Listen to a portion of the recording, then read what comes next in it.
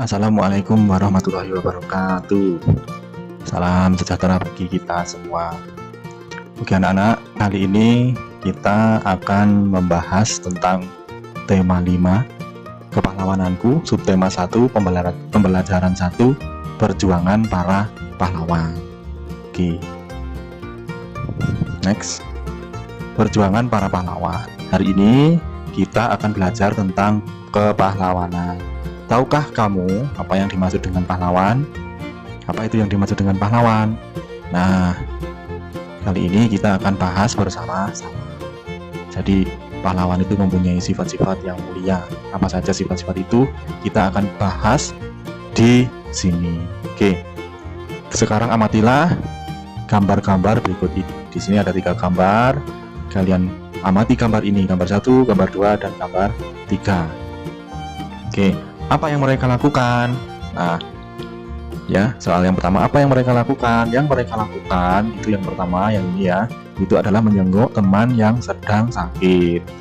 Yang kedua, ini mempelajari lingkungan sekitar dan menjaganya. Ya, mereka kayak penelitian ya, meneliti sebuah kupu-kupu ini. Ya, oke. Yang ketiga, membantu teman merapikan buku. Nah, ini jadi membantu temannya yang sedang merapikan buku. Bagaimana pendapatmu tentang hal itu? Ya, jadi pendapat kalian itu apa? Pendapatnya adalah mereka semua melakukan hal kebaikan yang mencerminkan kepahlawanan. Nah, ini jadi semua ini gambar-gambar ini adalah hal-hal kebaikan. Oke, hal baik apa saja yang bisa kamu contoh? Nah, yang pertama, gambar yang pertama, jika ada teman yang sakit, kita harus menjenguknya dan memberikan semangat biar lekas sembuh ya. Nah, itu. Sekarang gambar yang kedua. Gambar yang kedua itu terpeduli terhadap lingkungan dan melestarikan lingkungan. Nah, ini. Gambar yang ketiga, membantu teman dan saling tolong menolong. Ini. Oke. Sifat-sifat kepahlawanan dari gambar di atas. Gambar yang tadi ya, ini ya. Yang pertama, peduli terhadap sesama. Ini gambar yang kedua, peduli terhadap lingkungan. Ini lingkungan ya, ini salah ketik ya. Yang ketiga, suka menolong orang lain atau saling tolong menolong. Nah, itu cermin sifat kepahlawanan yang ada di gambar ini. Oke. Pahlawan adalah orang-orang yang sangat berjasa dan rela berkorban bagi bangsa, negara, dan agama tanpa mendapatkan imbalan atau pamrih. Demi cinta tanah air dan bangsanya, mereka dengan gagah berani rela mempertaruhkan nyawa untuk mempertahankan kemerdekaan. Para pejuang pantang menyerah dalam berjuang melalui berbagai strategi untuk mengusir penjajah. Sikap disiplin dan bertanggung jawab nampak dari tanggung jawab terhadap tugas yang diterima dan dari resiko apapun. Semangat kerja sama nampak dari selalu bahu-membahu melawan penjajah demi kemerdekaan dan kejayaan bangsa Indonesia. Jadi pahlawan itu adalah orang yang sangat berjasa bagi nusa dan bangsa.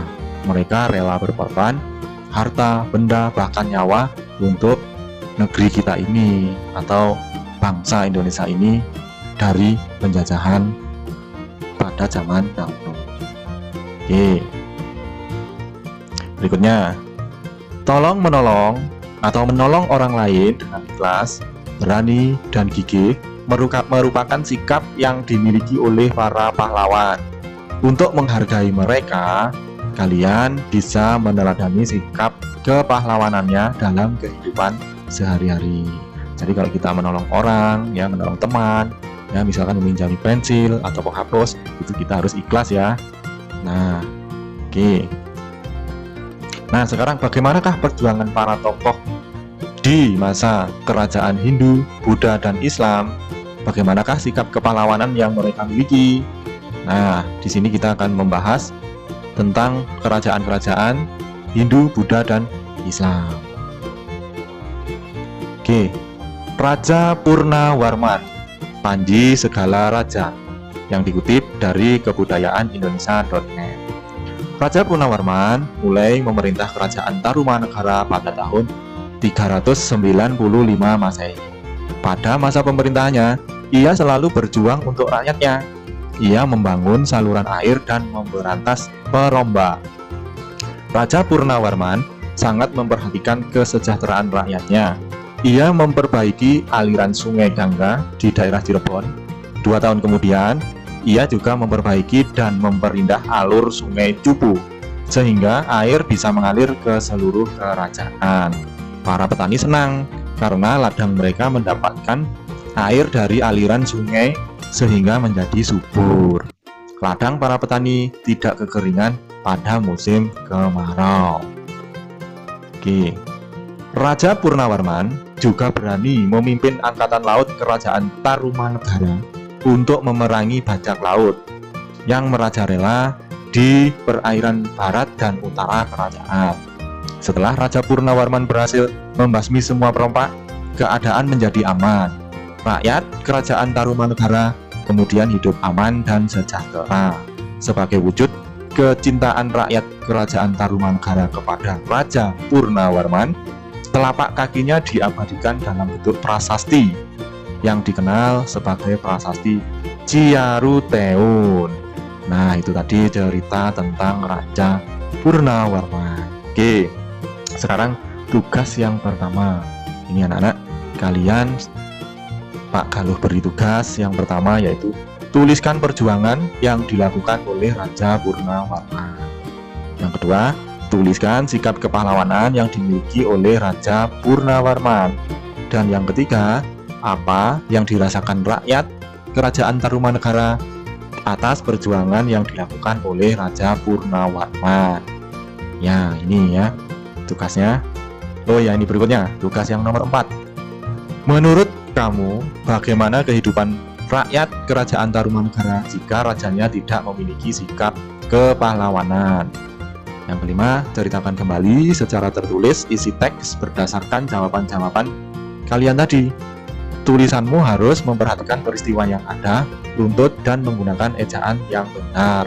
Nah, yang nomor 5 ini tidak usah banyak-banyak, yang penting sesuai ya, runtut dan menggunakan ejaan yang benar.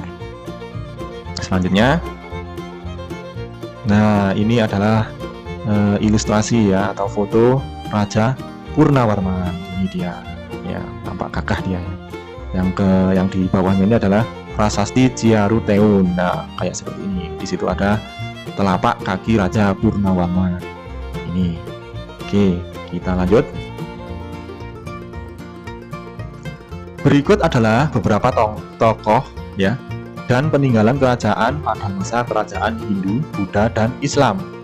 Peninggalan yang mereka wariskan bukan saja benda bersejarah, tetapi juga pemikiran dan nilai-nilai perjuangan yang telah menginspirasi bangsa Indonesia. Nah, kalau kalian perhatikan di sini ada Raja Balaputra Dewa, ya, berasal dari kerajaan Sriwijaya, Palembang. Ini ada Sultan Iskandar Muda, kerajaan Aceh, ya, berasal dari Aceh. Ini ada Sultan Hasanuddin, atau biasanya dikenal Ayam Jantan dari Timur. Ini berasal dari kerajaan Goa Lalu, Makassar.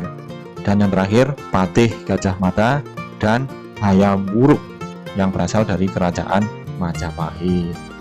Oke, berikutnya tugas yang kedua. Apa yang kalian ketahui tentang perjuangan mereka? Nah, di sini sudah ada tabel, ya. Ada Raja Balaputra Dewa, Sultan Iskandar Muda, Sultan Hasanuddin, dan Patih Gajah Mada.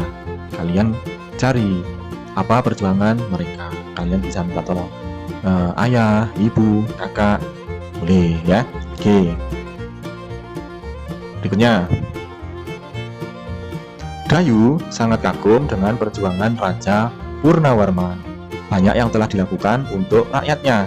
Sambil duduk di tepi kolam yang jernih airnya, Dayu masih memikirkan jasa-jasa Raja Purnawarman, terutama pembangunan saluran air. Ia berpikir, pasti saluran air tersebut sangat bermanfaat bagi masyarakat pada saat itu. Dayu terus berpikir sambil memandangi wajahnya yang terpantul di kolam. Ini ya, dia di depan kolam.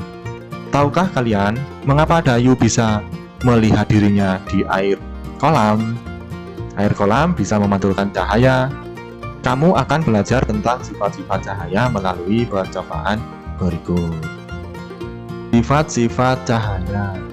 Yang pertama, cahaya itu merambat lurus. Kalian bisa melakukan percobaan menggunakan 3 karton tebal dan lilin. Lilin kalian lubangi bagian tengah ketiga karton tersebut. Lalu karton itu kalian posisikan lubangnya tersebut sejajar dengan cahaya lilin tepat di belakang lubang. Selanjutnya kalian perhatikan apa yang terjadi. Terus kalian coba geser posisi setiap karton sehingga setiap lubangnya menjadi tidak sejajar. Selanjutnya perhatikan perbedaannya. Sekarang yang kedua, cahaya bisa menembus benda bening. Percobaannya menggunakan cahaya matahari atau senter, ya, gelas dan benda-benda transparan atau benda bening, ya. Benda-benda berwarna gelap dan benda-benda bening tetapi berwarna, gitu ya. Letakkan peralatan seperti pada gambar ini ya. Jadi benda beningnya kalian taruh di sini, ya. Setelah itu kalian center. Nah, cahayanya menembus atau tidak. Setelah itu kalian coba benda lagi yang warnanya gelap, yang bisa gelas yang warnanya gelap. Setelah itu kalian center lagi, tembus atau tidak. Nah, setelah itu kalian perhatikan apa yang terjadi. Oke. Yang ketiga, cahaya dapat dipantulkan. Nah, seperti gambar di samping ini. Percobaannya menggunakan 2 cermin datar dan senter. Setelah itu kalian pantulkan cahaya senter menggunakan cermin. Ya, seperti ini ya. Nah, kalian hidupkan senternya ke cermin ini, ya, terus coba ke cermin ini, ya, seperti itu.